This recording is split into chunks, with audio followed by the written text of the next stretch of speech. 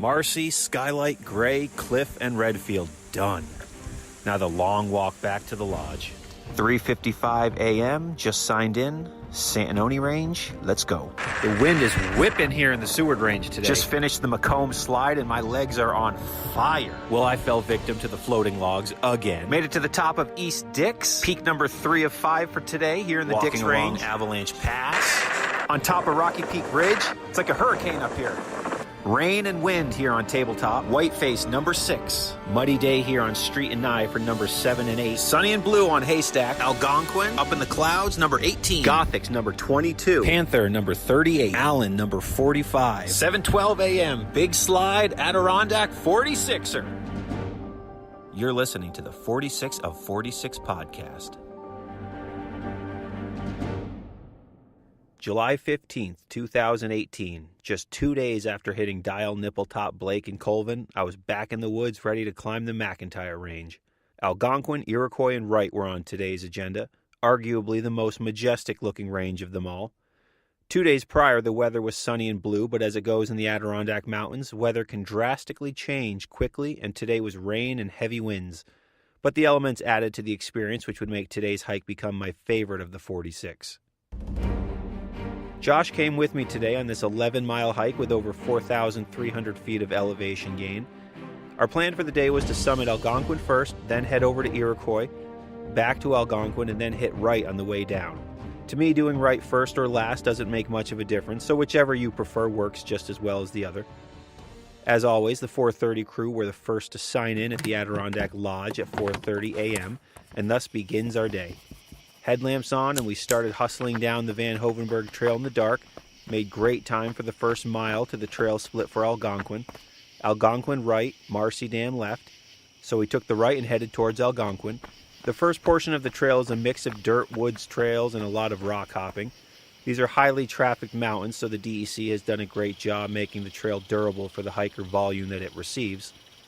We wouldn't see any hikers on the day until our way back from Iroquois, so it was a nice quiet trip up as the sun began to rise. We eventually got our first views of the days of some cliffs that Josh told me is a big rock climbing destination in the Adirondacks, and he called it the Wright Mountain Climbing Area. Very cool stuff. The trail up Algonquin is a nice gradual climb at first, leading up to the trail split for Wright, which is marked by a sign and a very obvious split. A good place to grab some water and relax before choosing your destination. So we continued straight towards Algonquin, and at this point the trail becomes much steeper and there's a lot of slab climbing. This was part of the trip that made Algonquin my favorite High Peaks hike. There's this one slab climb that is devastatingly long, and once getting to the top, you round the corner and realize you're only about halfway up the slab. It's very long, very soul-crushing at the same time. So after taking a minute to catch our breath once we got to that bend and drank some electrolytes, we kept on climbing. For being the second highest mountain in the state and in the Adirondacks, the hike up is actually relatively quick for its size. Once leaving the tree line begins a long scramble to the top that feels like you're in another world. The summit felt like it was a scene from The Princess Bride, that's what it looked like. As if we're in another country suddenly. Rock slabs and alpine vegetation lead you all the way to the summit. This day, however, was howling winds and heavy rain, so we didn't have any views here, but I could imagine how enormous they are, because the final climb above the tree line is exposed, obviously, so you have views for days, making the last stretch of the trail really amazing.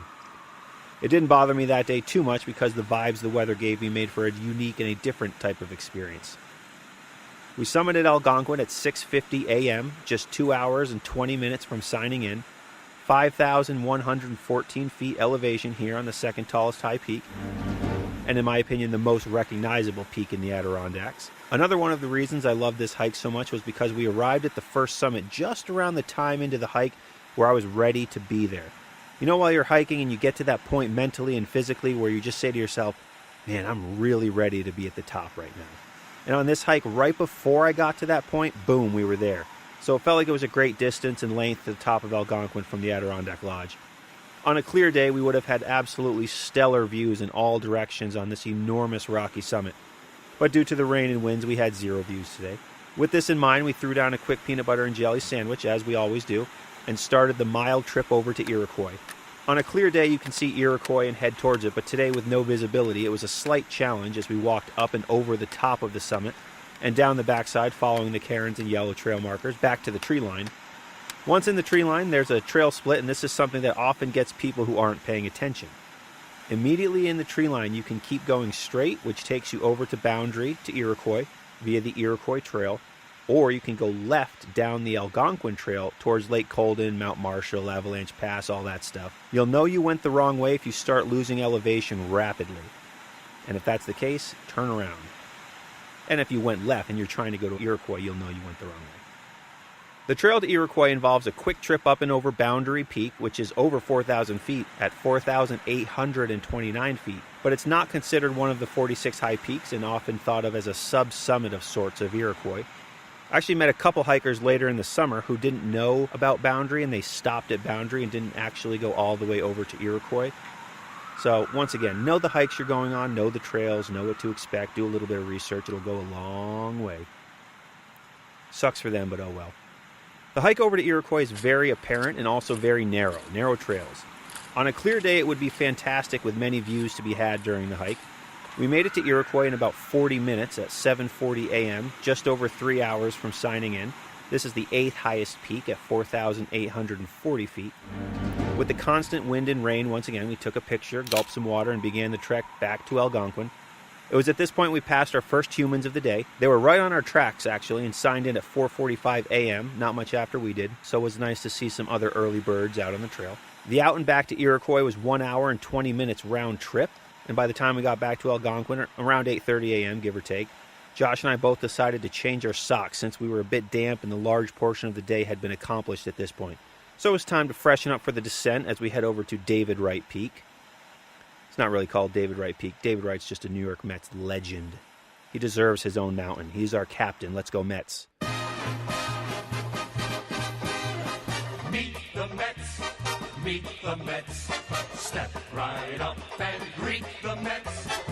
If you recall my last couple hikes with Josh where my feet swelled up like a couple of blue whales once taking my boots off, I knew I had to make this switch quick and precisely. There was no time to waste. So I got ready. I took my socks out of my bag, I lined them up, and I prepared for the fastest sock changing the high peaks had ever seen. I quickly kicked one boot off, pulled off the wet sock, gave one quick stroke to dry them off, and put the new sock on in my boot immediately. Boom! Probably 20 seconds per boot. I was determined to end the day with healthy feet, and fortunately, I think due to the fact that I had the reflexes of a cat and the speed of a mongoose on this day, we were successful in our sock transition. As we began heading back down Algonquin, we passed a number of hikers on their way up and had a great conversation with one of the summit stewards as he hiked up. They do a great job educating and keeping people off the vegetation on the summits.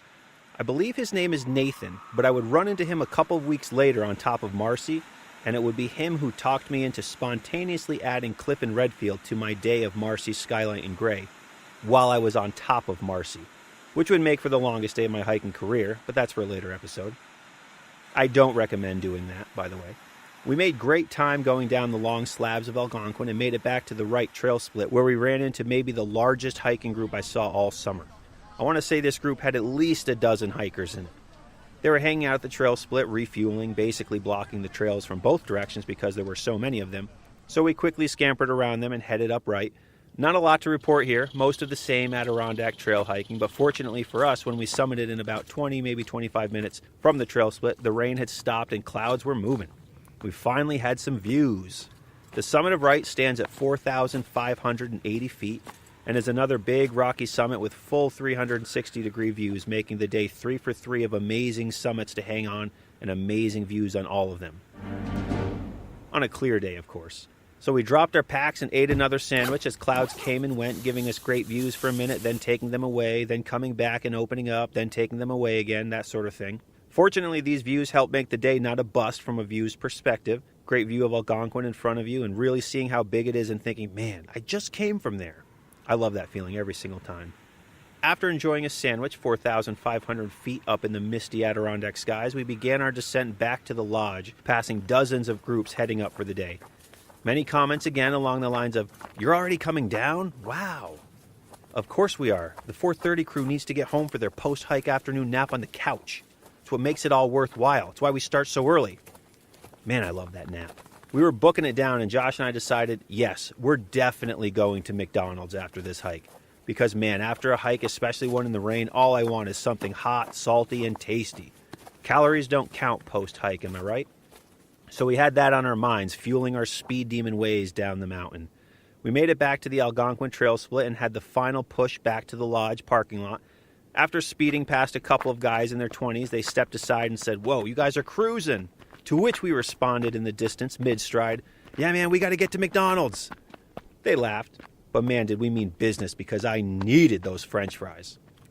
We made it back to our car at 1:35 p.m. at the lodge, totaling the day at 7 hours and 5 minutes. It would have been much longer if we had nice weather for the day, but our summit stays totaled under 30 minutes combined on all three. But now we had to get to McDonald's in Lake Placid for a victory meal. So we drive up there only to pull in and go inside on a Sunday afternoon to have a line literally to the back of the store. When does this ever happen in Lake Placid? This is insane.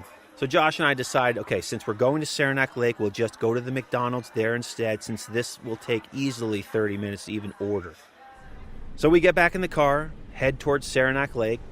10 minutes or so later, we get to Saranac Lake and we saw a giant bus parked in the parking lot at McDonald's. Oh no, not again. Only to go inside to an insane amount of kids lined at the door.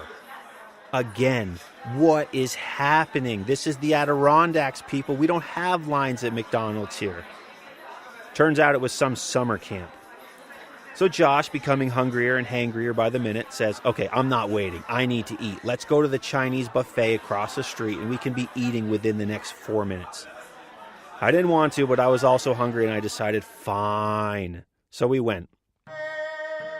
God, was it awful. It was terrible.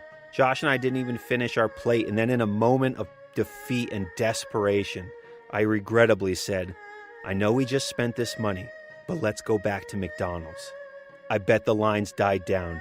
We can chalk this up as a loss and get what our hearts desired. It's what we wanted." Pathetic. But since our stomachs think the same, he went with it, so we did it.